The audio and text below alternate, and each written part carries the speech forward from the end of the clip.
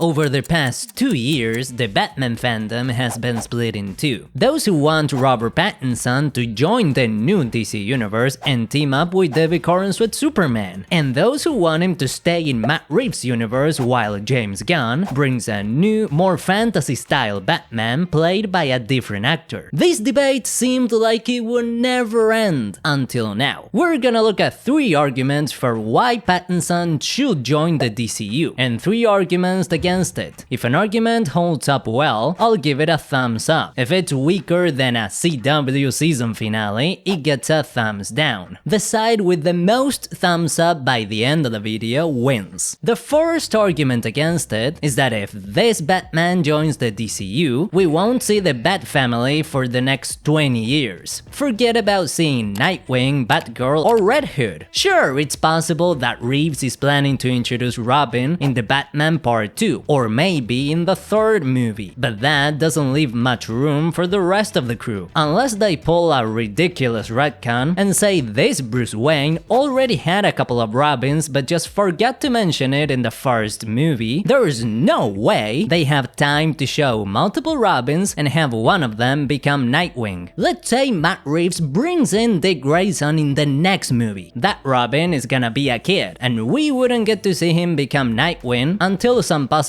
spin-off in 2035, once the actor is old enough to actually play the part. And I don't know about you, but I don't want to wait 10 years just to start seeing the Bat family come together. But that DCU Batman can be different. In January 2023, Gunn announced a movie called The Brave and the Bold, which was supposed to include Damian Wayne, Batman's son, who's the 4th Robin in the comics. Assuming that movie is still happening, that means this new Batman has already trained Dick Grayson at some point, and he probably already became Nightwing. Batman's also trained Jason Todd, who probably turned into Red Hood. And finally, Tim Drake's most likely been trained too, so the whole Bat family could already exist in the DCU, which would make this Batman stand out from all the previous movie versions, because the last time we saw Robin in live action was in the infamous Batman and Robin. It's Batman and Robin, not Robin and Batman. Once The Brave and the Bold hits theaters, Gunn could bring in the entire Bat family all at once, and that could open the door to the Teen Titans, with Dick Grayson as part of the team. Thumbs up, cause I wanna see Nightwing. The second argument against this merge is that the tone doesn't match. Pattinson's Batman is serious, gothic, and super dark, while Gunn's Superman is more on the fantastical side. Even Creature Commandos and Peacemaker feel way more comic booky and sci-fi compared to the universe Matt Reeves created, which has this noir detective vibe that tries to be realistic. I say tries because in the Batman, we see Bruce taking explosions head-on and surviving deadly falls, and he just walks it off like nothing happened. But I get the point. It would feel weird seeing Corenswet Superman show up in this version of Gotham, but that doesn't mean it can't be done. Pattinson can still have his solo adventures with the Batman tone, because that's how Gotham works, and Metropolis doesn't need to feel the same. In the comics, the 2 cities are totally different, and Superman and Batman deal with different stuff. Superman's out there fighting robots, aliens, and flying through space, while Batman's dealing with mobsters and more grounded threats. But when they team up, it works. The contrast is part of the charm. They literally come from different worlds, and their cities reflect that. The whole point of the Justice League is to see heroes with different powers, personalities, and backgrounds interact with each other. Personally, I'm not convinced. Just think about this. Netflix Daredevil had a super dark and realistic tone, kinda like the Batman, but now we've seen him crossing paths with She-Hulk and Spider-Man, and it doesn't feel weird at all. A lot of people thought Disney wouldn't know how to handle Deadpool because he's an R-rated character, but the tone for Deadpool and Wolverine worked, and both of them are gonna show up in future Avengers movies just fine. Even Arrow started super grounded and realistic, with Oliver Oliver Queen being a Batman clone, and that show ended up doing wild multiverse crossovers like Crisis on Infinite Earths. The same could happen with Batman, so since the tone wouldn't be an issue, this argument gets a thumbs down. The third argument against it is that Gunn would be messing up the plans already in place for this version of Batman. He could end up putting two universes at risk, since Reeves has a vision for Pattinson's Batman that doesn't involve Superman or any other superheroes. If the studio steps in, we could end up with a situation like what happened with the Snyderverse. Right now, the Batman is under the Elseworlds label, which means Matt Reeves has full creative control over what happens in his movies and spin-offs. The only thing Gunn does is approve the scripts. He doesn't tell Reeves what to do, which characters to include, or which ones he can't kill off because they're needed for future movies. That kind of thing happens all the time in the MCU, but not in DC. We don't do that here.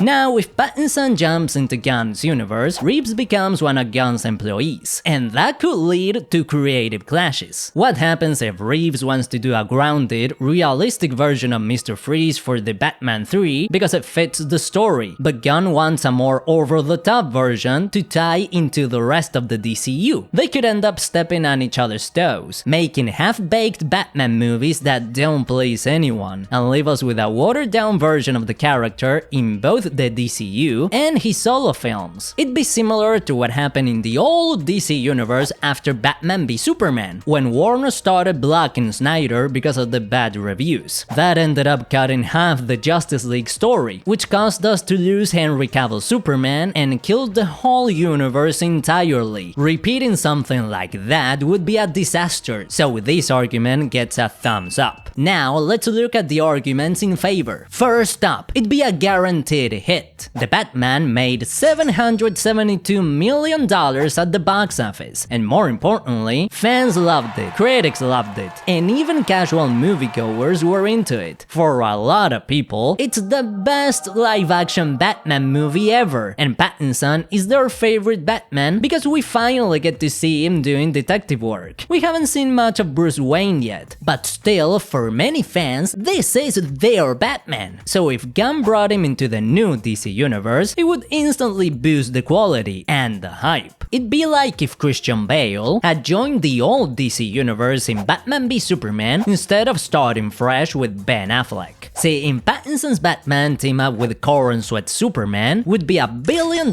box office hit. I like money. Of course, there's the risk of messing up both franchises. If this crossover flops, they wouldn't just ruin the new Superman, they'd also mess up Pattinson's Batman, and then they have to reboot the whole thing again with new actors. But if they nail it, it could be a winning combo that finally lets DC compete with Marvel, especially since the MCU will probably do a soft reboot after Secret Wars in 2027. While Marvel is reintroducing its main heroes from scratch, DC could already have its two biggest icons who people already love. From a money and hype perspective, this makes sense all around. Thumbs up. The second argument in favor of the merger is that this is the only option that people will understand. If Pattinson stays in his own universe and Gunn introduces a brand new Batman, we're gonna end up with two live-action Batmans at the same time, something that's never happened before, and that could get pretty confusing for the casual audience. We're not talking about Pattinson stepping away from the role and then a few years later we see a new actor take over. People are used to that. This would be more like one year we get a Batman movie with Pattinson, and the next year another Batman movie with a different actor in a different universe. I'll admit, this idea does have its appeal. It let each creative team tell different kinds of stories with different tones, and we wouldn't have to wait 10 years to see new takes on Batman. But still, how are you supposed to explain to your aunt that Pattinson's Batman has his own franchise and universe that has absolutely nothing to do with the new DCU Batman? I'm so confused. Even hardcore fans could get confused. A Clayface movie set in the DCU is slated to release in September 2026. Then, in October 2027, we're getting the Batman Part 2, which is still in a separate universe. So you're telling me they're gonna drop a movie about a Batman villain pretty close to the Batman 2, and the two films have no connection at all? Hopefully, the Clayface movie turns out great. But are they expecting people to keep track of which story belongs to which universe? But to be fair, something kinda like this has already happened. Since 2018, we've had two different Spider-Man in theaters, the MCU version and the one from Spider-Verse. Both franchises feature different versions of Peter Parker and came out around the same time, and nobody got confused. Sure, Peter B. Parker is a side character in the Spider-Verse movies, and Miles Morales is the main star. That makes it easier to follow, since Miles is not the same guy as Tom Holland's Peter. Plus, these movies are animated, so it's super obvious right away that they're different universes and separate franchises. But then there's No Way Home, where three live-action Spider-Man from different universes shared the screen, and everyone followed along just fine. So this could be confusing for some people, but it's doable. Back in September, Gunn said that casual audiences get this stuff way better than we think, and that it's really the fans who tend to overthink everything. After all, any superhero fan can understand that there are two different universes with two different versions of Batman, even if both are live action and both are Bruce Wayne. As long as each franchise has a different tone, look, and direction, there really shouldn't be that much confusion. I don't get it. But that isn't the only issue here. If DC moves forward with two Batmans, it's gonna split the fandom into camps, one backing Pattinson and the other backing the new guy. Then we'll be stuck with endless online fights over which one's better and why the other one sucks. That kind of thing always happens when a popular superhero gets recast, because people hate letting go of their version and adjusting to someone new. But having two versions running at the same time? That's just asking for the drama to be 10 times worse. But if there's only one Batman in one universe, that whole mess goes away. So thumbs up for this argument, because putting Pattinson in the DCU would make things way simpler. The third argument in favor is that DC would be able to use Batman villains way more effectively. The Bat has one of the biggest and best villain rosters in all of fiction, but if we got two Batmans, they're either gonna end up with repeating villains or run out of the good ones too quickly. Either way, it limits what both universes can do. Reeves already introduced Penguin, Riddler, the Falcones, and Joker, so is Gunn supposed to bring in new versions of all those same characters? Are we really gonna have a bunch of duplicates running around? Because there's no way Gunn wants to build a new Batman universe without the Joker. Maybe people can get used to having two Batmans, but are they also supposed to keep track of two Jokers, two Catwoman, two Jim Gordons, and two versions of every other Batman-related character? Sure, Gunn could go for villains that Reeves hasn't touched yet, like Mr. Freeze or Ra's al Ghul, but eventually they're gonna start stepping on each other's toes. How do they decide who gets to use the Coat of Owls first? Or Poison Ivy? Or Solomon Grundy? Do they settle it with a knife-edge deathmatch? Did he say knife-edge deathmatch? What is that per se? If I had to guess, I'd say it involves a match to the death with those knives.